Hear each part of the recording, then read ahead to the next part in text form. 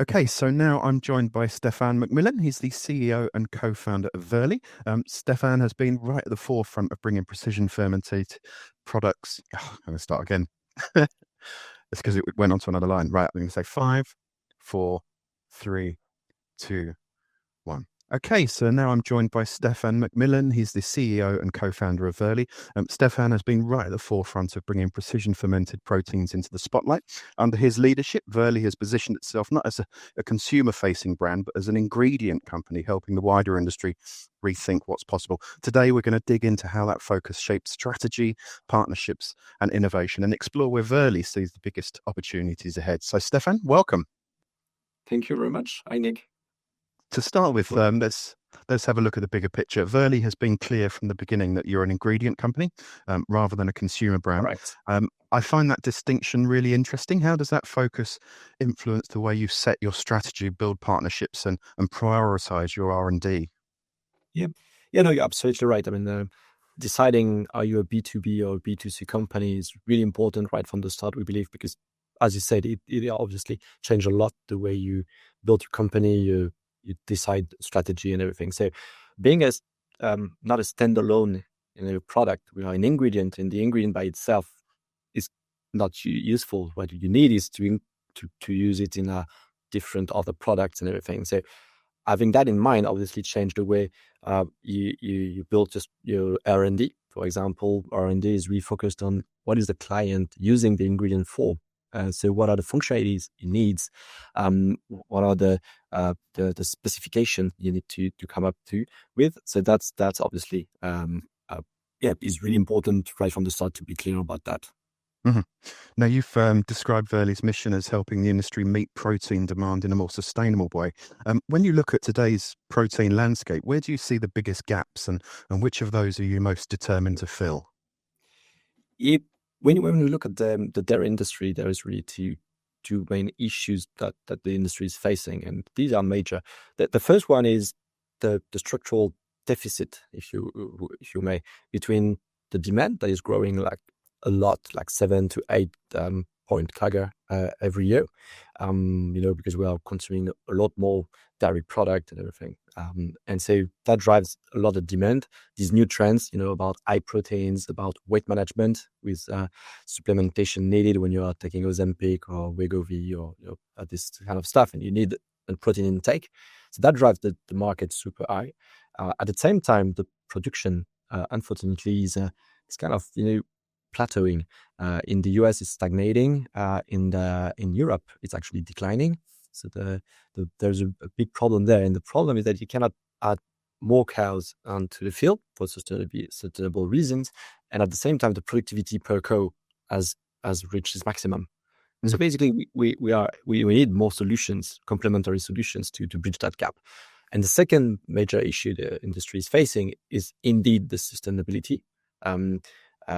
Cows are amazing animals, producing amazing product. I mean, milk is kind of a magical product where every mammal starts with milk, right? It's life. But at the same time, they are consuming a lot of resources, being land, being water, producing a lot of sort of greenhouse gas emission, more than the airline industry. So these two issues needs to be addressed, and precision fermentation is the right technology to do so, because you cannot produce milk, but you can produce the proteins. So we can answer the demand on the protein side, and we can do so with sustainability, much better sustainability and productivity. So that's why we're excited about at Verley. We're going to talk about your products a bit later on. Recently, though, you went through a rebrand, emerging as Verley. Rebranding, it's never just a cosmetic change. It usually says something about how a company sees its place in the world. So what prompted that decision, Stéphane, and how does the new identity better capture your vision? Yes, there was two reasons to do so. First, we needed a more international name. So we wanted something that is easier, because our customers are global. So we needed that international name. And at the same time, we didn't want it to get rid of our French roots. So we should choose a name that that sound like a village in Lyon. That's where we are based, and most of the small town ends up in the name with EY at the end. So we wanted to keep that heritage of the French roots, and at the same time having a name that is more international, easier for international friends to say. Mhm. And alongside that rebrand, you also launched your Firmway range. I'd love to hear how the market has responded so far. What kind of feedback are you getting from partners and early adopters? So what is super cool with this product is we are really bringing something new to the table. It's not just, oh, it's whey protein. Actually, it's not even a whey protein. Really, what it is a beta-lactoglobulin. Whey is a bunch of 6 different proteins actually, and beta-lactoglobulin is one of the major whey protein, and that's what we are doing, beta-lactoglobulin, and the market is kind of struck how different it is than just a simple whey protein. First of all, it's a beta-lactoglobulin super pure, so the purity level has never been reached before. We are close to 98%. See, that's super impressive. Secondly, we have worked a lot on functionalities. That's the focus we have. At the beginning, I told you, as we are B2B company, we need to bring more to the table. We need to understand what is the need, and functionality has been the focus. We have been the first company to do what we call functionalization, meaning you take the protein and you just improve some of the functionality desired.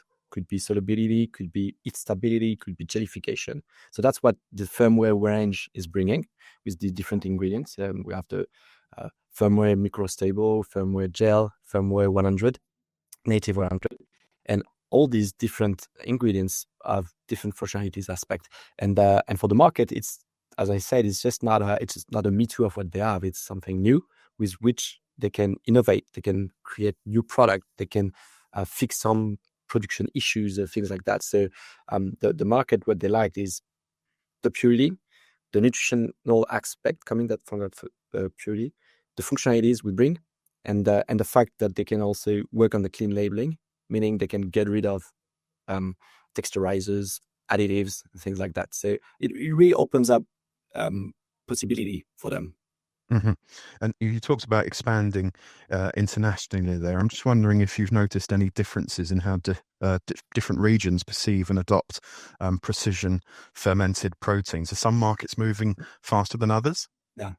So one thing that we see that is actually constant, whatever the region, could be North America, Europe, Asia, Middle East, everyone is looking for more protein intake in whatever meal they are consuming. So, we had the zero fat trend and the zero sugar trend, and now it's really high protein intake. So it's combining the three, and everyone is looking for that. So you have more proteins, and that's a good thing because it's necessary for having a good nutritional diet. So that is really the same everywhere. Where you're right though is the speediness of adoption is different, but mostly not really because of the end customer, but more because of regulatory mostly. So the US is super fast. It's 12 months ish, even less than that, to get the approval to commercialize in the US. Other regions like Europe are slower, more 2 to 3 years most probably, and so obviously that impacts the adoption. But we don't see that as a difference in terms of end customers. It's more regulatory pathways that are different. Mm-hmm. Now, I think we covered this in a news story recently. You introduced Firmway Native 100. How does that new ingredient extend your portfolio, and in what ways is it different from your earlier offerings? Yes, so that came really from the discussion we had with our customers, and what we discussed with them is the need to have a really super higher purer proteins, BLG. So they needed that for clear drinks mostly, protein shots, things like that, where you need a really high solubility, no turbidity, these kind of things, and so yeah, listening to them and co-developing with them. But that's how we came up with this new Firmware Native 100. So the rest of the range is pure to 90%. This one reached, as I said, 98%. So that's why it's called 100. And yeah, the idea is to use it in all the clear drinks. Protein shots. Protein shots. You can imagine like going to the gas station, and you need a boost. You need your protein intake without drinking like 250 milliliter. Or so you just take 100 milliliters. So it's 3 O's. And that's it. You have like 20% protein inside. So that's a really exciting, innovative product. Mhm. Are you able to walk us through its nutritional and functional properties, and why do those matter to formulators that are trying to create their next generation products? Yeah. So again, imagine that prior to precision fermentation applied on dairy, what you could only get is whey protein at best. So you know how it is. So industry will take milk and they extract the proteins. So they crack the proteins. And the protein is only 3% of the overall milk, and whey protein is only 20% of these 3%. So it's really only a tiny portion that you get. And the problem is that you get a whey that you still have some casein, you still have some lactose left, you still have a lot of different things. So it's not really pure. Again, it's not the whey protein, it's the beta-lactoglobulin. So the purity it brings the ability to have an inclusion rate of the protein super high. So rather than being at 5, 6, 7, 10% at best, you can reach 20, 25%. So that opens up, that's in that functionality comes from the solubility you get by being super pure. So that's one. Secondly, the nutritional is really one of the best, because as it's a beta-lactoglobulin is the one that is known to have the more leucine into it.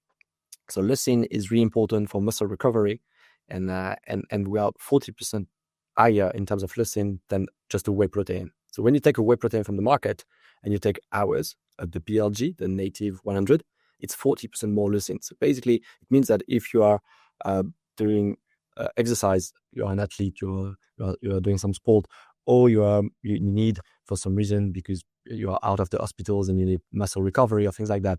Basically, this is an amazing product for you.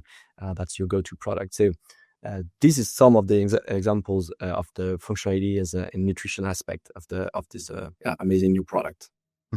You talked about a few applications there, sports nutrition or protein boosts. What other categories or applications do you think Firmway Native 100 will unlock first, and how might that change what manufacturers are able to deliver? So the thing is, it's super versatile. These ingredients, Native 100 or microstab or gels, the overall firmware range is super versatile. So right now we are doing some formulation into protein bars, ready to drink, ready to mix powder. We also obviously have yogurt, drinkable, spoonable. Some ice cream will start soon. I mean, it's super versatile. You know, it's a pure protein in powder, and the functionalities of it being that high because of the purity, you can use it basically everywhere. Yesterday, I was also in discussion with a client that wants to make some tea, so protein, into tea. So that's an amazing idea too, and that will work. That's for sure. So yeah, all these. So it's the sport nutrition category, but it's larger than this. It's any active nutrition. You know, just a yogurt on the go, just a protein shot, a protein bar. You can put it everywhere. And now, if you look at the market, I mean, in the US, you have whey protein being put in popcorns, whey protein, being put in France. We even see saucisson with 40 grams of proteins claimed into it. So it's great. I mean, everyone is now looking at nutrition, and basically everyone is looking at having the nutrition, the protein intake they need through whatever they are drinking or eating. I'm pretty sure we're going to see some Coca-Cola with protein inside sooner than later. Yeah, I'm amazed by the number of products on shelves at the moment that are claiming extra breads, cereals. Yeah, exactly. Cereals, pasta. I also say that. It's really, first we fight the sugar, which is great because sugar we need to reduce it. Then we fought the fat, which is also great because we needed that. And now everyone understood, okay, this is good, but now we also need more. not Mhm. less. And what we need more is more proteins. So it's really that evolution, and we are super excited to contribute where we can at doing that. And again, we need that because otherwise, what we're going to do is we're going to use the milk, crack it, extract the protein, and put it inside. There must be, and there is a better way to do it, which is precision fermentation. Mhm. It's funny you mentioned GLP-1 before. I have been on a weight loss injection for about 12 weeks now. I won't mention the brand unless they want to send me some for free. Um, it's completely changed how I think about food. Switched off that food noise, but it's changed about, I have to get a certain amount of protein because it's healthy.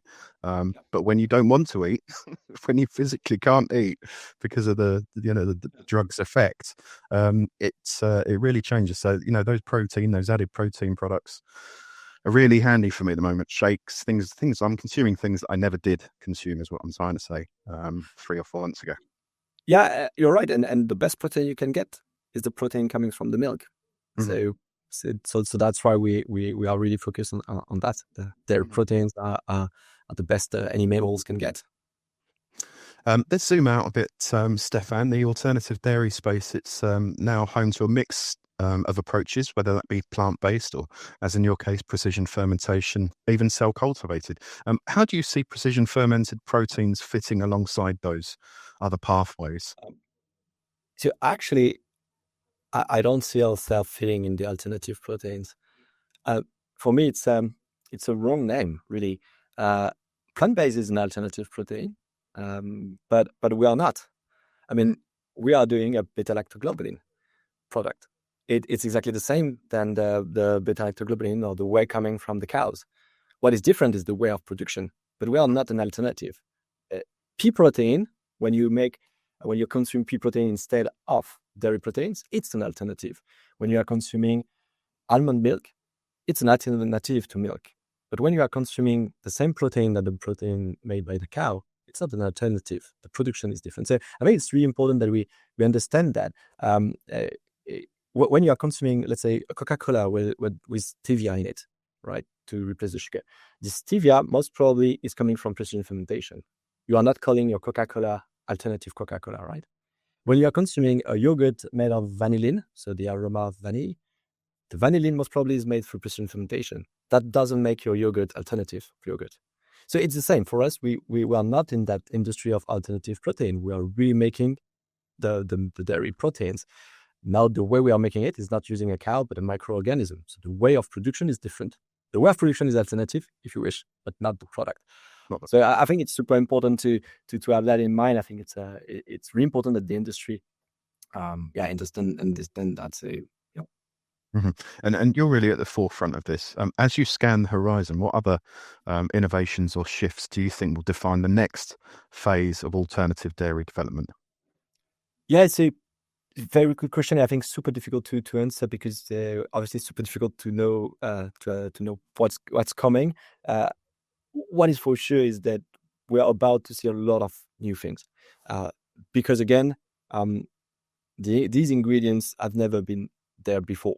What we add is whey protein, never add a beta-lactoglobulin super pure. And so, for example, you never add before protein shots. Mhm. Now it's doable and it's already on shelf in the US. So this is one example, but we're going to see a lot more. And as we discussed, you've never seen before popcorns with proteins inside. Now it's there. So I think really the next 2, 3, 10 years, we'll see a lot of innovation in the food space. And the good news is it's good innovation. It's not product that will harm us.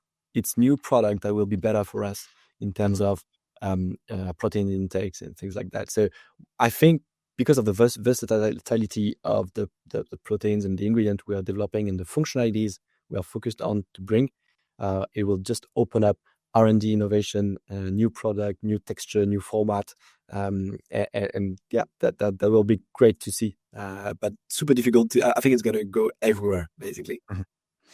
Better for us, and it's also better for the planet. And I know that sustainability is a central theme in all of this. How does Verley's technology compare with conventional dairy when it comes to environmental footprint, and what metrics are you most focusing on tracking?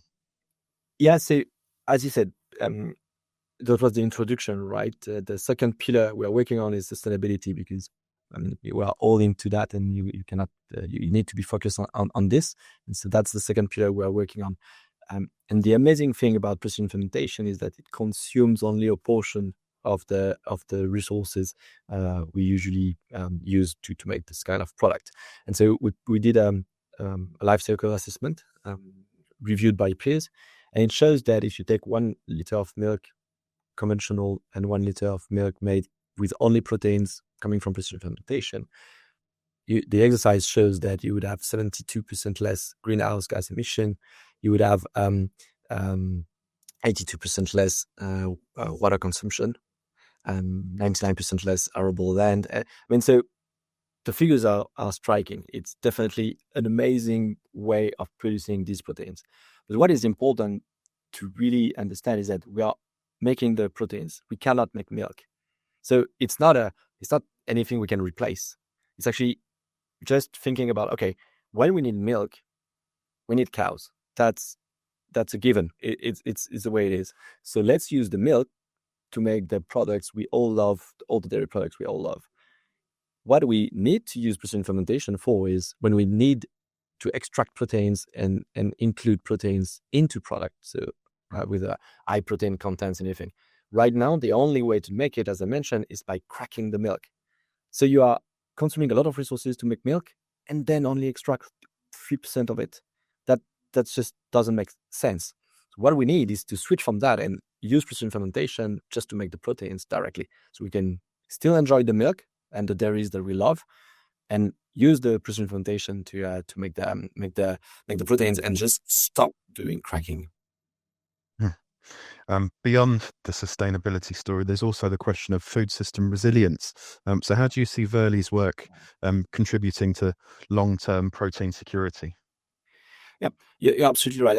This technology and the ability to produce protein is a strategic asset, actually. And you can see it. Ministry of Defense, U.S. Ministry of Defense, invest in the startups like us. Ministry of Israel, of Defense of Israel, is investing in startups like us. So there is definitely an understanding from the highest rank in the states that this is just not, food is key. Food is an amazing asset, a strategic asset, and food sovereignty will become more and more important as we will see access to water decrease, problems with cereals productions, all of this. So being able to produce the nutritions we need to survive with only a portion of the resources and only in steel tanks, that's strategic technology. And so definitely we have a role to play on that for key countries, and especially as we are French, also for Europe, to play on that. So I think that this already started. It's not really visible for the end customer, these questions, but definitely we see that being taken very seriously by a numbers of states and as a strategic asset for the future. I'm increasingly seeing food security mentioned in the same breath as national security. So yeah. I guess that's what you're alluding to there. Now, finally, on this theme, Stéphane, what are your current R&D priorities, and how do they line up with the changing needs of both manufacturers and consumers? Yep. So our focus is really and remains the same. It's really functionality. The fact that we can produce a super pure proteins opens up functionality works that we can do, and as I mentioned, we've been the first one to patent some technologies around that, and we will keep on doing this because by doing that we can extend the range of firmware and bring more to the table for the customers. And then the second strategic focus is more long term. But what other proteins can we make? What is needed? So in the dairy proteins, first you have a bunch of different proteins that are needed. Whey and beta-lactoglobulin is really, we believe, the more important one when we see the use case. But there are others that are useful. And really long term, you can also think that a lot of other proteins that are needed, and not only the dairy ones. So once you have, like we do at Verley, the technology, the know-how, the great minds and people to work on it at the R&D level, it just opens up opportunities. So it's more long term in future, but we are definitely thinking about it too. Mhm. If you had to distill Verley's long-term vision into just one sentence, what would that be, Stéphane? Yeah. Our motto, our really our mission is produce every protein through precision fermentation, dairy protein, and not relying anymore on cracking the milk. So helping the dairy industry switch from that and keep the milk for what it needs to be, and do not crack it, and produce 100% of the protein through precision fermentation. And finally, on a personal note, what excites you most about the future of precision fermented proteins and the role that they could play in reshaping the food system? So what excites me, and why did I decided to create and build from the Verley is, most of the time the technology that can have the bigger impact in the world, most of the time, unfortunately, there are moonshots. If it works, it's amazing, but there is only a slight percentage of chance that it will work. The cool thing with precision fermentation is that it's not a moonshot. It's already in our everyday life.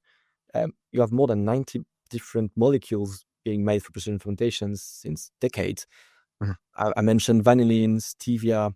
You can think about insulin for the diabetics. I mean, you have so many vitamins, complement. I mean, you have so many things that are made like this. So the technology is there. It's ready. And it has been scaled up and at the industrial level for decades. So that's what excites me the most. Like, we can have a tremendous impact on the food industry, especially dairy industry, as I mentioned, like stopping cracking the milk, bringing them more sustainability, bringing new ingredients with new functionalities to the market with a technology that is already proven. And so that's why we are just over 3 years old. So it's really nothing for biotech. And we already have 3 ingredients. We're already shipping samples to the clients and everything. So that's what excites me really the most. I mean, it's not a 10 years R&D research and hoping for the best. No, it's already there. We are already right now producing these proteins in the lab and everything. So that's what is super exciting. It's already at end. We can grasp it. Well, look, as you hit some of these milestones in the future, you know who to keep informed. Keep me informed first. Look, Stéphane, it's been really nice to catch up with you. And look forward to seeing you face to face. You take care. Thank you very much. Cheers.